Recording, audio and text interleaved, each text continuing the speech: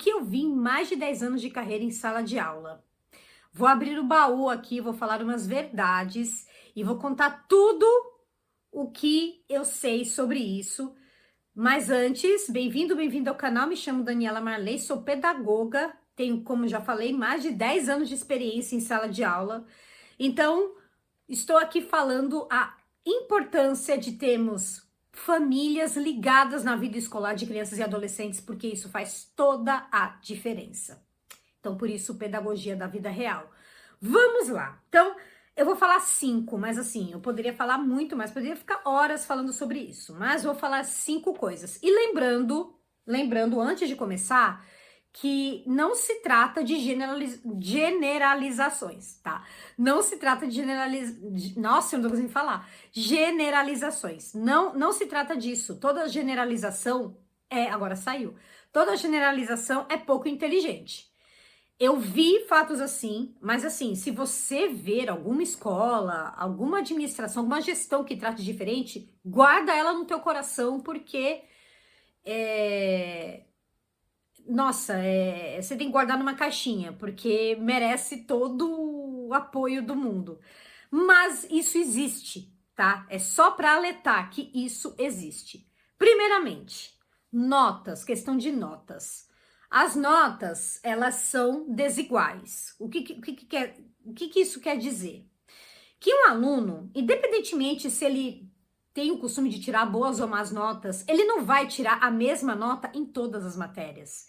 E tem escolas que querem forçar isso, tá? Que o aluno tenha esse nível uniforme para que todo mundo fique mediano, né? Essa é a real.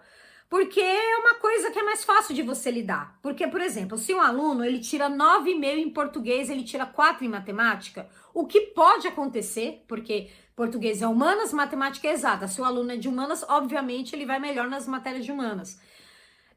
Ele vai ter que explicar isso para a escola, vai ter que ir para o professor. É uma confusão danada. Então, as notas variam, sim. Se seu filho ele tem, sua criança, seu adolescente, ele tem notas melhores de um determinado grupo de matérias, que pode ser tanto humanas quanto exatas quanto biológicas, não se assuste porque é assim mesmo. Ele ou ela tem inclinação para isso, certo? E você mesmo, né? Lembra a sua época de escola? Você não ia melhor em algumas matérias, né? Então, é assim com todo mundo, isso acontece, tá? Então, as notas são desiguais, o desempenho é desigual, por mais que o aluno seja ótimo, por exemplo, ele vai tirar 10 numa matéria e vai tirar 8 na outra, tá? Então, acontece, normal.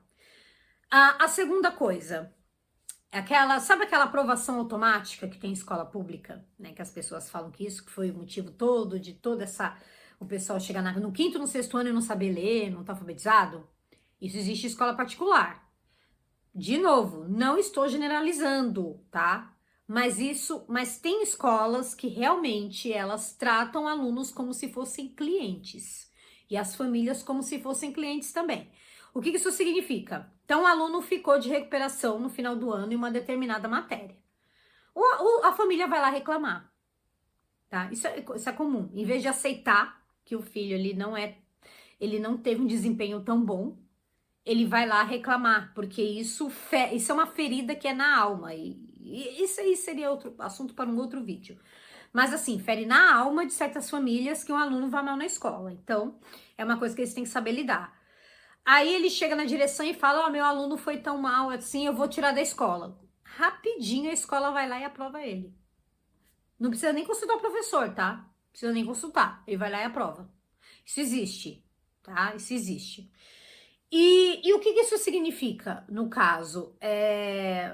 Que você precisa aceitar quando o seu aluno não vai, quando seu aluno não, quando o seu filho, sua filha não vai tão bem numa determinada matéria, né? Isso acontece. Ou então ele não estudou o suficiente, ou então ele tem certas dificuldades. Tem uma série de fatores aí que podem estar relacionados com esse mau desempenho, né? Pode ser aí que não teve uma rotina de estudos, enfim, essa coisa toda. Mas e que às vezes o teu filho tá lá estudando, e ele se igualou a outro que passou porque senão a família ia ameaçar tirar da escola, né? Então, se prepare porque isso pode acontecer, tá? Não tô falando que vai acontecer, estou falando que pode acontecer. Esse é um outro ponto. Essa é a segunda coisa. A terceira coisa, sobre inclusão. Isso é uma coisa que às vezes as pessoas falam mesmo, e eu posso afirmar que inclusão, em boa parte das vezes, é uma mentira. Inclusão de alunos atípicos, eu tô falando alunos com deficiência, alunos que têm altas habilidades, alunos que têm autismo, que têm TDAH, todas essas coisas. Se você tem um filho atípico ou uma filha atípica e ele está numa escola e ele está super bem e as pessoas fazem uma inclusão maravilhosa, guarda essa escola no seu coração, tá? Porque isso é um caso, assim, que poderia até dizer que é um caso que é a minoria, infelizmente. O que que acontece? Como vocês sabem, eu não sei se vocês, mas eu vou falar aqui. Não tem mais escolas especiais, né? Eu não sei se ainda tem algumas escolas especiais, mas a regra, no caso, é pegar esses alunos de inclusão e colocar junto com os alunos de não inclusão, que seriam os alunos típicos. Isso aí seria maravilhoso se houvesse se o professor não ficasse sozinho com 30, 40 alunos e não desenvolvessem as habilidades únicas que esses alunos têm. Porque assim, o aluno, ele, por exemplo, um aluno com autismo, ele pode ter altas habilidades e uma outra coisa. Ele pode ter autismo e altas habilidades tudo junto.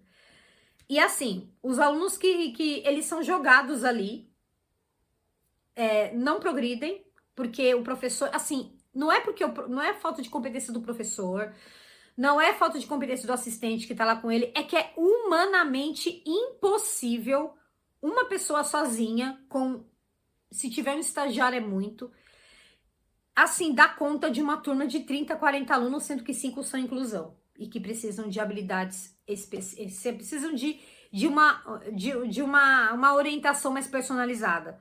Assim, é humanamente impossível. Então, os alunos, fica de olho se você é mãe típica ou pai típico, fica de olho porque pode ser que o seu filho não esteja se desenvolvendo na escola.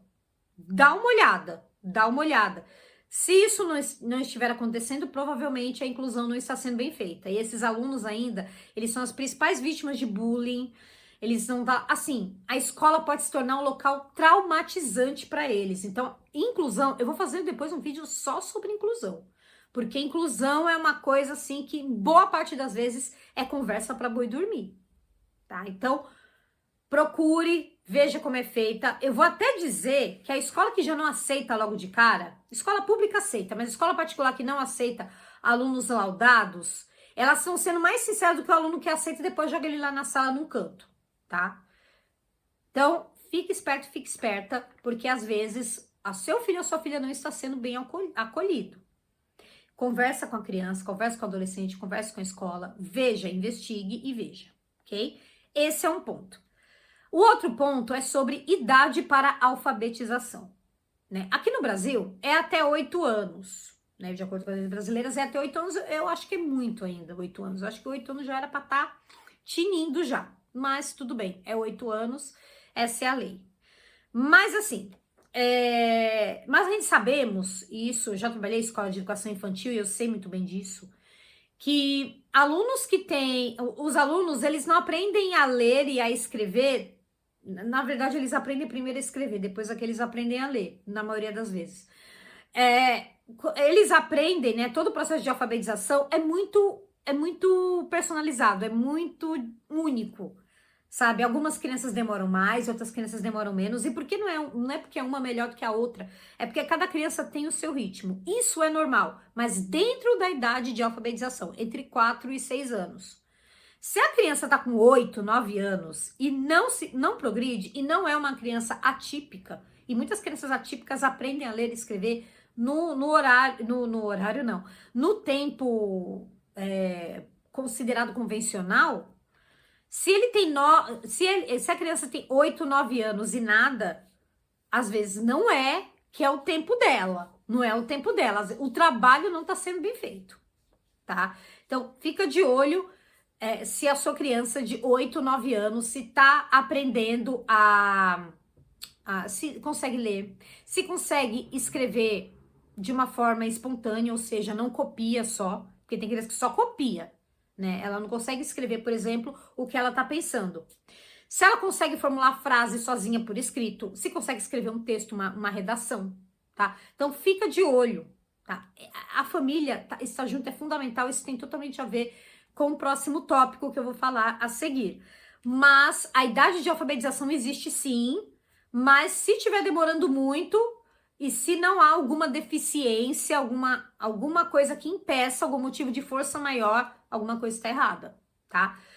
Outra coisa, isso tanto na minha trajetória quanto cientificamente falando, isso existe, sim, isso é documentado. Pais mais presentes, assim, é diretamente proporcional. Os pais presentes, a família está presente e o sucesso escolar dos filhos. Isso é uma coisa, assim, que não tem como, sabe?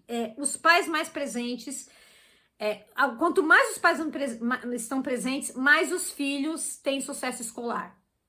Porque tem muito pai que não acompanha a lição de casa, que não lê mensagem de WhatsApp, que não lê comunicado da escola, porque alega cansaço, porque alega não tem tempo, porque fica o dia inteiro trabalhando. Mas aí pega o celular e fica lá um tempão vendo videozinhos curtos, né? Então, prioridades. Então, presta atenção nisso. Você precisa estar presente. Ah, mas eu não tenho rede de apoio, eu não tenho. Faça disso uma prioridade. Porque assim, ou isso ou nada. Ou isso, ou as chances do fracasso escolar são muito maiores. Ah, mas o meu filho, ele mesmo assim, cara, às vezes a criança, ela tem uma inclinação natural para estudar. Se isso for o seu caso, ótimo. Se isso for o caso do seu filho ou da sua filha, ótimo. Mas a maioria não tem. A maioria, ela precisa dessa colaboração. Ela precisa de rotina. Ela precisa ter uma pessoa que oriente para fazer lição de casa, para estudar para prova, para fazer isso, para fazer aquilo. Porque pra gente que é adulto, já é difícil estabelecer uma rotina, imagina para uma criança de 7, 8 anos, não é verdade? Então, a gente vai falar mais sobre esse negócio dos pais estarem mais presentes, mas antes, se tudo isso fez sentido para você, se você gostou desse conteúdo, se você acha que acrescentou em alguma coisa, se inscreva no canal, dê o seu like, porque isso é muito importante para que o YouTube entregue este conteúdo para mais pessoas. Nós estamos no começo deste canal, esse é o terceiro vídeo longo, então conto com você para que nós possamos crescer e levar essa mensagem para mais pessoas, certo? E um outro recado também é que sobre pais mais presentes, às vezes você fala assim, ah, mas eu não tenho tempo, ai, mas eu não sei nem por onde começar, ah, eu só olho a lição de casa, por onde que eu tenho que começar? Eu tenho um programa chamado After Schooling, como fazer o seu filho gostar de estudar. Isso é feito especialmente para pais que precisam estar mais presentes, filhos que, por algum motivo, têm problemas com a escola, seja por dificuldades no conteúdo, seja por não gostar de estudar, seja porque está desmotivado, enfim, por qualquer motivo. É um programa que tem 7 módulos, cada módulo tem 3 aulas, tem um bônus sobre ferramentas que você pode usar no computador, pode projetar na televisão, para que ele possa criar jogos, fazer atividades de robótica, fazer atividades e aprenda a mexer num computador, né? Que é uma habilidade que está se perdendo nas novas gerações. Que assim, para quem é pai, para quem é mãe, antes dos smartphones, né? Se a gente que viveu antes dos smartphones, saber usar um computador assim era uma condição indispensável para arrumar um emprego, e isso está se perdendo. Os alunos só estão mexendo no celular. Então você vai aprender como seu filho aprende, você vai saber investigar tudo isso sozinho, sozinha, aí na sua casa. Então, clique aqui no link para saber melhor sobre esse produto. Ele está, assim, numa condição super especial de lançamento.